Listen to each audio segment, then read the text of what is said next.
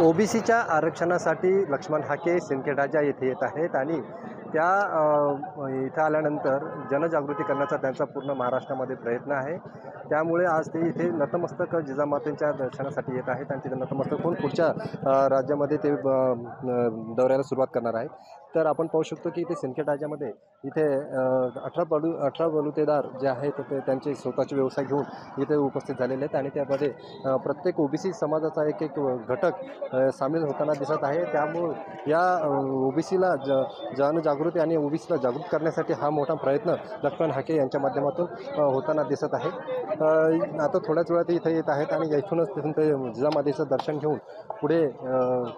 पुढच्या पोहरादेवी असेल आणि सोंडी या ठिकाणी जाऊन ते सगळ्यांचे महापुरुषांचे दर्शन घेऊन ओबीसीचा एक मोठा जनसमूह एकत्र करण्याचा प्रयत्न करत आहेत आणि त्या संदर्भात इथं खूप मोठा एल्गार महाएल्गार म्हणून एक सभासुद्धा घेण्यात येत आहेत आणि या जिजामातेच्या पवित्र स्थानावरती इथे येऊन त्यांनी इथे येऊन आपल्या दर्शनाचा लाभ घेऊन आणि नंतर पुढे पुढच्या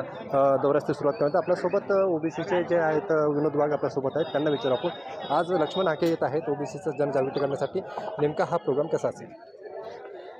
आपण बघितलं की काही दिवसापूर्वी ओबीसीच्या हक्कासाठी आणि ओबीसीचं आरक्षण वाचवण्यासाठी प्राध्यापक लक्ष्मण हाके सर असतील, नवनाथजी वाघमारे असतील, यांनी अंबड तालुक्यातील वडीगोद्री इथे 9 दिवस त्या ठिकाणी अन्नत्याग आंदोलन केलं, उपोषण केलं आणि त्याचं फलित म्हणून शासनाने ज्या काही ओबीसीच्या मागण्या होत्या त्या बऱ्याचशा मोठ्या प्रमाणात मान्य केल्या आणि भविष्यकाळातसुद्धा ओबीसी समाजाच्या ज्या काही राहिलेल्या मागण्या आहे त्या पूर्ण करण्यासाठी आणि संपूर्ण राज्यात ओबीसी समाज एकवटण्यासाठी ओबीसी समाजाचं जे काही तीर्थस्थळ आहे त्या सगळ्या ठिकाणी, जे काही श्रद्धास्थळ आहे त्या सगळ्या ठिकाणी भेटी देण्यासाठी आजच्या दिवसापासून या ठिकाणी आम्ही सगळेजण सुरुवात करत आहोत आणि म्हणून याची सुरुवात राष्ट्रमाता जिजाऊ माँसाहेबाच्या चरणापासून नतमस्तक होऊन करणार आहोत। यानंतर समोर बंजारा समाजाचं श्रद्धास्थळ, बंजारा समाजाचं काशी, या ठिकाणी पोहरादेवी असेल, गोपीनाथगड असेल, भगवानगड असेल, चौंडी अहिल्यादेवींचं चौंडी असेल, तसेच महात्मा फुलेंचा वाडा पुणे येथील वाडा असेल, अशा सगळ्या ओबीसींच्या श्रद्धास्थळी भेट देऊन हा ओबीसीचा एल्गार मेळावा असेल, एल्गार रॅली असेल ही मुंबई येथे जाणार आहे आणि त्या ठिकाणी ओबीसीची सर्वपक्षीय बैठक होणार आहे आणि त्यातून शासनाला ओबीसीच्या न्याय हक्कासाठी, ओबीसीची बाजू घेण्यासाठी भाग पाडायला लावणार आहे। त्याच अनुषंगाने आजची ही सुरुवात आम्ही या ठिकाणी करत आहोत। ओबीसीच्या जनजागृतीसाठी लक्ष्मण हाके येत आहे,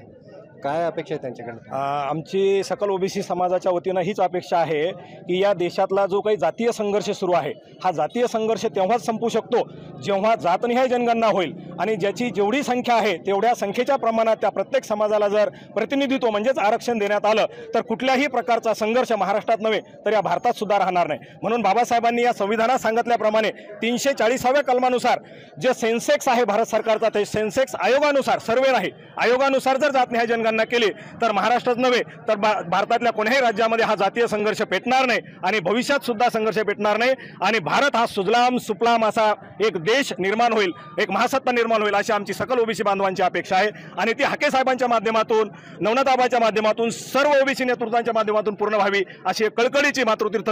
ओबीसीच्या वतीने आमची मागणी आहे। महाराष्ट्रातील सर्व बातम्यांचे विश्वासार्ह व्यासपीठ, सकाळच्या सर्व सोशल मीडिया प्लॅटफॉर्मला लाईक, फॉलो आणि सबस्क्राईब करा। तसंच सर्व नोटिफिकेशनसाठी बेल आयकॉन प्रेस करायला विसरू नका।